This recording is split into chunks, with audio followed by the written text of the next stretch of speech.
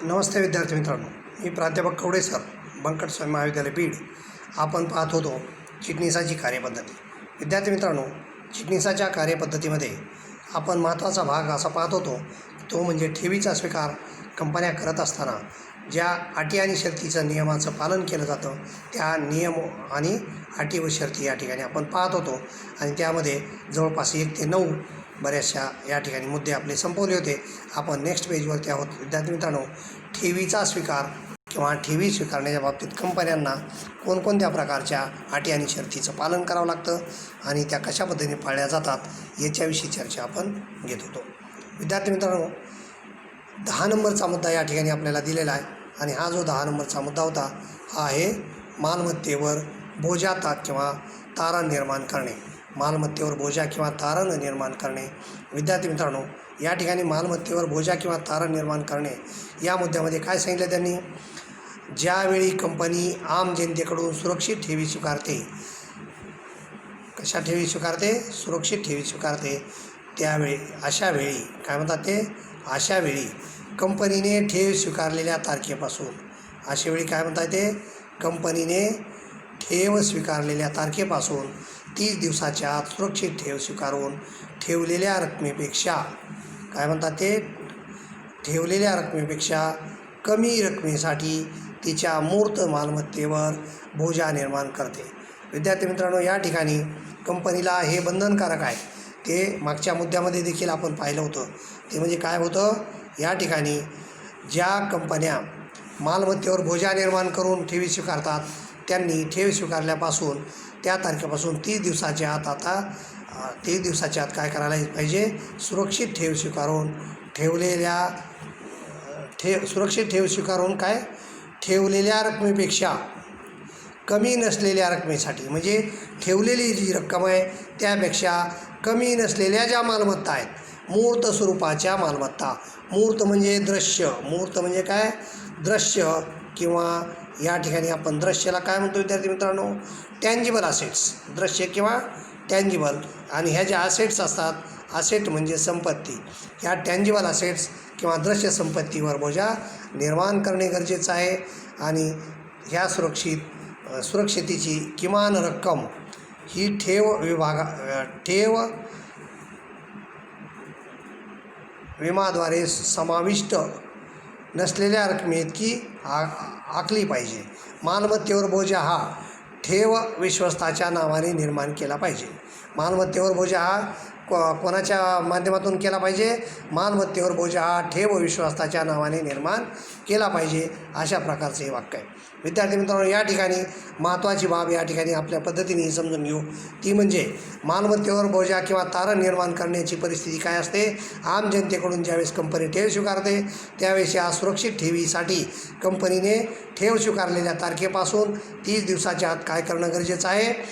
30 दिवसाच्या आतमध्ये आपल्या स्वतःच्या कंपनीच्या दृश्य किंवा मूर्त मालमत्ता जी असते, ती दृश्य स्वरूपाच्या मालमत्तेवर तेवढ्या रकमेपेक्षा, म्हणजे ठेवी स्वीकारलेल्या रकमेपेक्षा कमी नसलेली जी संपत्ती आहे, अशा मालमत्तेवर बोजा निर्माण करायचा. म्हणजे ठेवीपेक्षा जास्त मालमत्ता ही किमतीची असली पाहिजे. आणि अशा प्रकारच्या मालमत्तेवर बोजा निर्माण करून हे त्याला काय, तारण निर्माण केलं पाहिजे. आणि हे तारण किंवा ही संपत्ती कोणाकडे तारण राहते, मग या ठिकाणी ती ठेवीदाराकडे राहते. आणि हे काम कोणी करायचं आहे, ही काम करत असताना विश्वस्ताच्या नावाने निर्माण केला पाहिजे. मालमत्तेवर बोजा हा ठेव विश्वस्ताच्या नावाने करावा लागेल. त्याचं कारण, विश्वस्त हा कोण आहे, त्याचा मध्यस्थ आहे.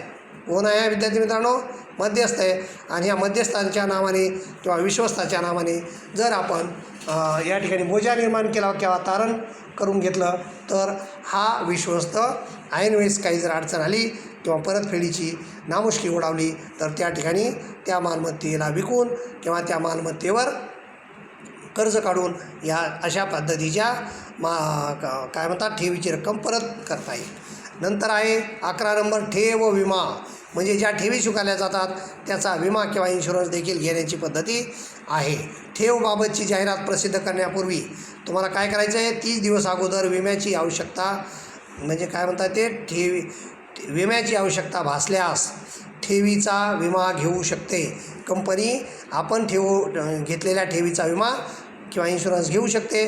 जर ठेवीची रक्कम अधिक व्याज यांची एकत्रित बेरीज 20,000 पर्यंत असेल तर रकमेच्या बेरजे एवढा विमा उतरवता येतो. म्हणजे जेवढी रक्कम आहे तेवढ्या एवढा विमा तुम्ही काढू शकता आणि त्याचा फायदा परतफेडीच्या वेळी होऊ शकतो. 12 नंबरचा मुद्दा विद्यार्थी मित्रांनो या ठिकाणी तो आहे पात्रतेचा दाखला मिळवणे. कशाचा दाखला मिळवणे? पतपात्रतेचा दाखला. या ठिकाणी पतपात्रता म्हणजे या ठिकाणी तुम्हाला मी कालच सांगितलं होतं क्रेडिट या ठिकाणी दाखवायचं आहे, बरोबर आहे. या ठिकाणी क्रेडिट जी आहे किंवा जी पत आहे ती बाजारपेठेत पत या कंपनीची कशी आहे आणि ती पत आर्थिकदृष्ट्या सुरक्षित अशी पत त्यांची आहे की नाही, किंवा त्याचं जे श्रेणी न्याय होतं किंवा पतमानांकन होतं तोही तशाच प्रकारचा संदर्भाने अर्थ आहे विद्यार्थी मित्रांनो. आणि हे पतपात्रतेचा दाखला किंवा प्रमाणपत्र मिळवणे. ठेवी स्वीकारण्यापूर्वी प्रत्येक कंपनीला आपला स्वतःच्या कंपनीचा पतपात्रतेचा दाखला मिळवणे आवश्यक आहे आणि ठेवीचे परिपत्रक किंवा ठेवीची जाहिरात प्रसिद्ध करत असताना त्याचा स्पष्ट उल्लेख करणं गरजेचं आहे.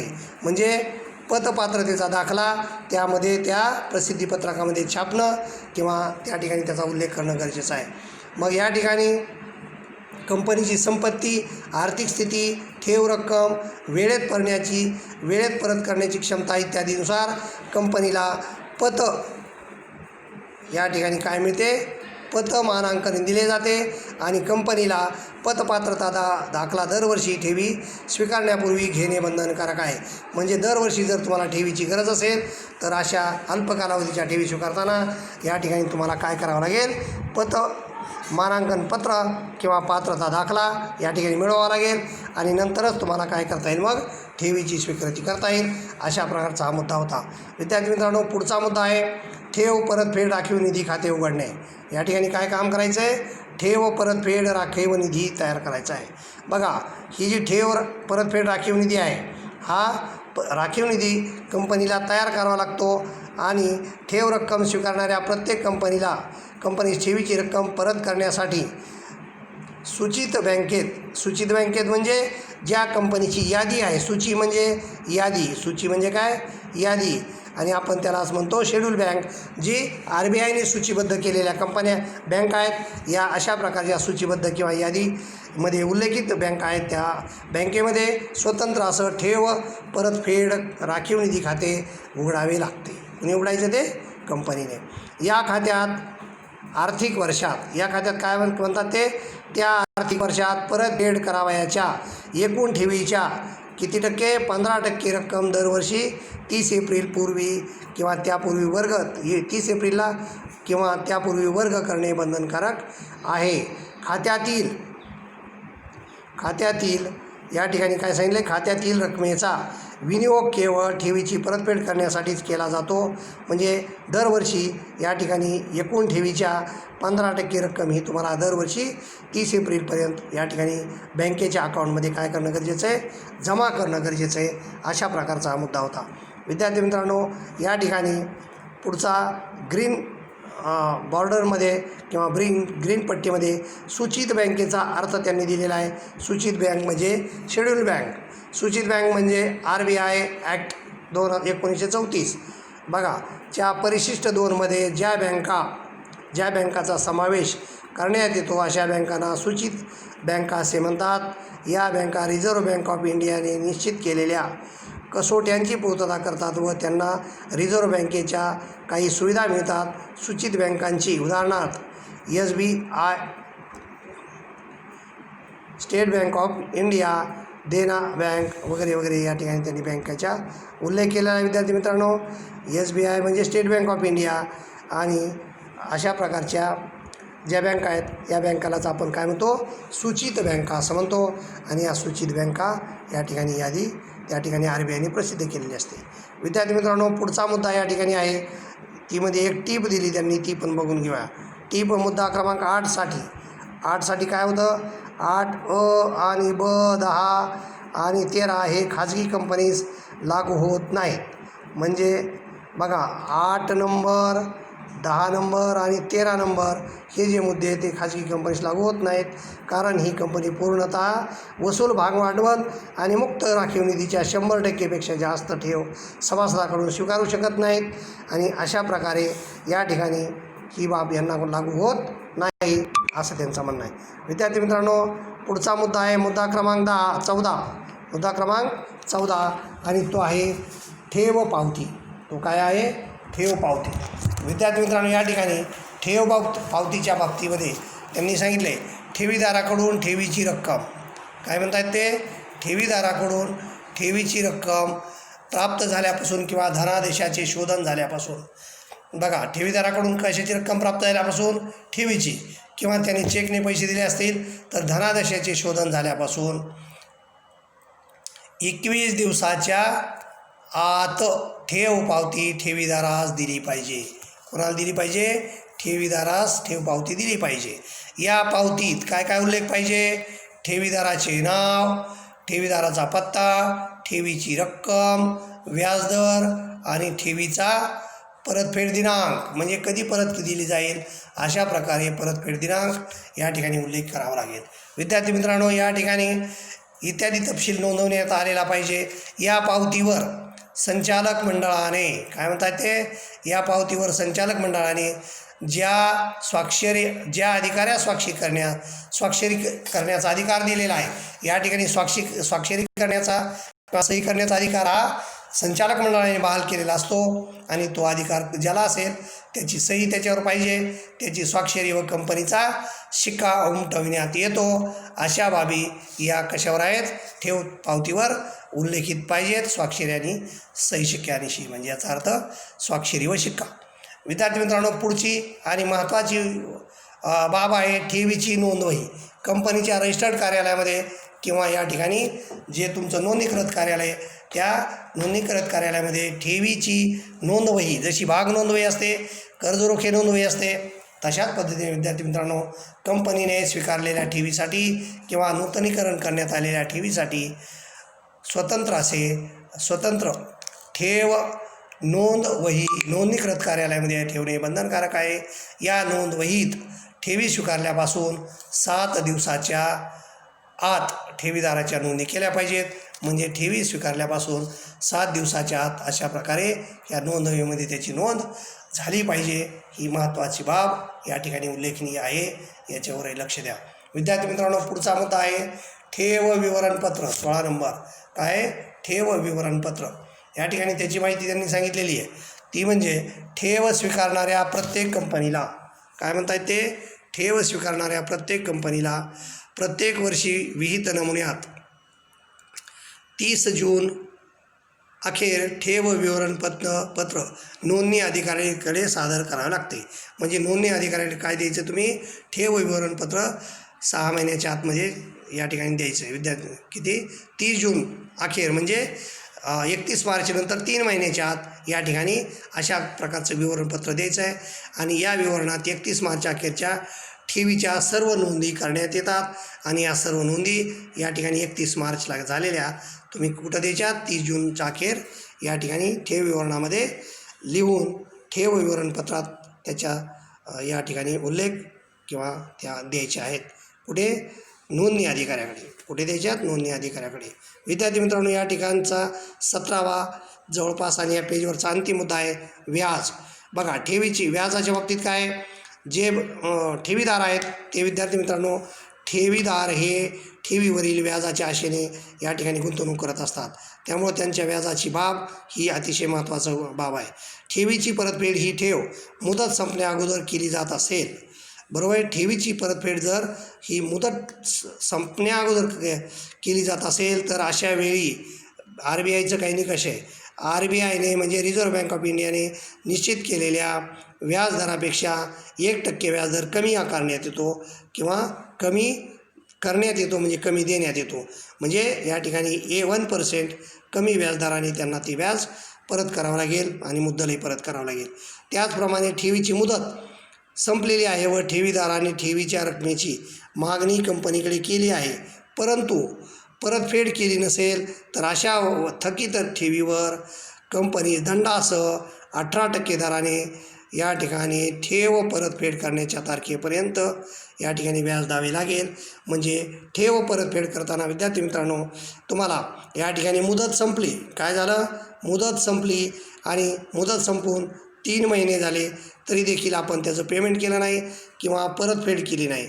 ही जी परतफेड आहे ती विद्यार्थी मित्रांनो जर आपल्याकडून होत नसेल किंवा कंपनीने परतफेड केली नाही तर अशा ठेवीला तुम्हाला वार्षिक 18% दराने, वार्षिक किती टक्के दराने, 18% 18% व्याज लावून या ठिकाणी तुम्हाला ती मुद्दल परत करावी लागेल. आणि ती कधीपर्यंत, हे 18% व्याज तुम्हाला या ठिकाणी मुदतीच्या नंतर देखील या ठिकाणी ज्या दिवशी तुम्ही पेमेंट कराल किंवा परतफेडच्या दिनांकापर्यंत व्याज लावून या ठिकाणी त्याची आकारणी करून त्याची परतफेड करावी लागेल. सव्याज म्हणजे 18% व्याज आणि बाकीची मुद्दल या ठिकाणी विद्यार्थी मित्रांनो तुम्हाला परत करावी लागेल. अशा प्रकारचा हा मुद्दा होता. विद्यार्थी मित्रांनो या ठिकाणी आणखी फक्त 3 आयटम राहिलेले आहेत आणि ते 3 आयटम आपण लगेच आता या व्हिडिओमध्ये घेऊन आपण पूर्ण करणार आहोत. या ठिकाणी 18 नंबरचा मुद्दा आहे विद्यार्थी मित्रांनो नेक्स्ट पेजवरती, तो आहे अटी व शर्तीमध्ये बदल करण्याचा अधिकार. बघा, ठेवी स्वीकारण्याच्या अटी व शर्तीमध्ये जर काही बदल करायचा असेल तर तो काय बदल केला जाऊ शकतो याच्याविषयी या ठिकाणी चर्चा त्यांनी सांगितलेली आहे आणि ती चर्चा आपण आता लगेच पाहूया. या ठिकाणी काय सांगितलं त्यांनी, कंपनी प्रत्यक्ष किंवा अप्रत्यक्षरित्या ठेवी स्वीकारण्याच्या किंवा परतफेडीच्या अटी आणि शर्तीमध्ये कोणताही बदल करू शकत नाही. ज्या अटी आणि शर्ती सुरुवातीला जाहीर केल्या होत्या ठेव विश्वस्त करार आणि ठेव विमा करारानुसारच या ठिकाणी परिपत्रक किंवा जाहिरात प्रसिद्ध केल्यानंतरच कंपनीकडून ठेवीचा स्वीकार करण्यात येत असतो. अशा प्रकारचा मुद्दा होता. विद्यार्थी मित्रांनो या ठिकाणी कंपनी परस्पर नियम अटीमध्ये किंवा कोणत्याही अटी शर्तीमध्ये बदल करू शकत नाही. विद्यार्थी मित्रांनो 19 नंबरचा मुद्दा आहे आर्थिक विवरणाबाबत खुलासा करणे. कशाबद्दल बाबत खुलासा करणे, आर्थिक विवरण. जर कंपनीस ठेव या संचालकाकडून प्राप्त झाल्या असतील तर त्याबाबतचा खुलासा माहिती आर्थिक विवरण पत्रात करावा लागतो. जर कंपनी खाजगी असेल आणि तिच्या संचालकांनी नातेवाईकाकडून ठेव स्वीकारली असेल तरीही त्याची माहिती विवरणपत्रात स्पष्ट करणे बंधनकारक आहे. कारण कोणालाही अंधारात ठेवून या ठिकाणी तुम्हाला अशा प्रकारच्या ठेवी स्वीकारताना या ठिकाणी लपवून करता येत नाही किंवा संचालक मंडळाला ते विवरणपत्रात जाहीर करावं लागतं. विद्यार्थी मित्रांनो लास्ट आणि 20 नंबरचा आयटम आहे तो म्हणजे शिक्षा किंवा कारवाई. याच्यामध्ये काय आहे, कंपनीच्या अधिकाऱ्यांनी कंपनी कायद्यातील तरतुदीचे ठेवी स्वीकारण्याबाबत उल्लंघन केल्यास आणि तो जर दोषी आढळला तर शिक्षेस पात्र ठरतो. आणि महाराष्ट्र सरकारने गुंतवणूकदाराच्या हिताचे संरक्षण कायदा 1999 हा संमत केला होता आणि या कायद्याचे उल्लंघन केल्यास ती शिक्षेस पात्र ठरू शकते. आणि याची जी जबाबदारीचा अधिकारी आहेत किंवा संचालक मंडळ हे जे कोणी जबाबदार असतील त्यांना या ठिकाणी जबाबदार धरलं जाईल आणि ते शिक्षा त्यांना होतील. विद्यार्थी मित्रांनो अधिक माहितीसाठी या ठिकाणी काय सांगितलं त्यांनी, कर्ज आणि ठेवी यातील फरक या ठिकाणी सांगितला होता त्यांनी. मागता कर्ज कशाला म्हणतात, मागता क्षणी किंवा लवकरात लवकर परत करावयाच्या अटीवर कंपनीने घेतलेली कर्जाऊ रक्कम त्याला आपण कर्ज म्हणतो. आणि ठेव कशाला म्हणायचं आहे, ठराविक मुदतीनंतर परतफेडीच्या अटीवर स्वीकारलेली रक्कम याला आपण काय म्हणतो, ठेव असं म्हणतो. आणि ही बाब या ठिकाणी त्यांनी उल्लेखित केली होती. विद्यार्थी मित्रांनो या ठिकाणी आपण ठेवी हे जे प्रकरण आहे ते या ठिकाणी जवळपास संपत आहे. विद्यार्थी मित्रांनो हे प्रकरण काय होतं, ठेवी किंवा डिपॉझिट्स ज्या ठेवी असतात किंवा जे आपण फंड उभे करतो किंवा डिपॉझिट्स घेतो किंवा बचती घेतो त्याच प्रकारे ठेव हा एक प्रकार आहे आणि तो कंपन्याला ठेव स्वीकारण्याचा किंवा ठेवी घेण्याचा अधिकार आहे. आणि ह्या ज्या ठेवी होत्या या ठेवीवरती आपण जवळपास 4-5 व्हिडिओ घेतले. या सर्व व्हिडिओच्या माध्यमातून आपण हा ठेवीचं प्रकरण आज पूर्ण करत आहोत. विद्यार्थी मित्रांनो या प्रकरणाचा तुम्ही सविस्तर असा अभ्यास करा, वाचन करा, सिरियलनी वाचत चला आणि महत्त्वाचे मुद्दे लिहून किंवा टिपण करून घ्या. आणि हे सर्व टिपण संपल्यानंतर विद्यार्थी मित्रांनो महत्त्वाची बाब अशी आहे की हे टिपण झालं की त्याचा तुम्ही सविस्तर असा अभ्यास करा. विद्यार्थी मित्रांनो याच्यावरचा जो स्वाध्याय असेल तो तुम्हाला मी या ठिकाणी पुढच्या व्हिडिओमध्ये आपण काय करणार आहोत, सोडवून देणार आहोत. आणि तो ऑब्जेक्टिव्ह टाईप किंवा बहुपर्यायी प्रश्नाची उत्तरं या ठिकाणी तुम्हाला दिले जातील, ते देखील वहीमध्ये लिहून पूर्ण करत चला. या ठिकाणी आपण थांबतो आहे. तुम्ही अभ्यास करा, घरातच राहा, सुरक्षित राहा, काळजी घ्या. धन्यवाद.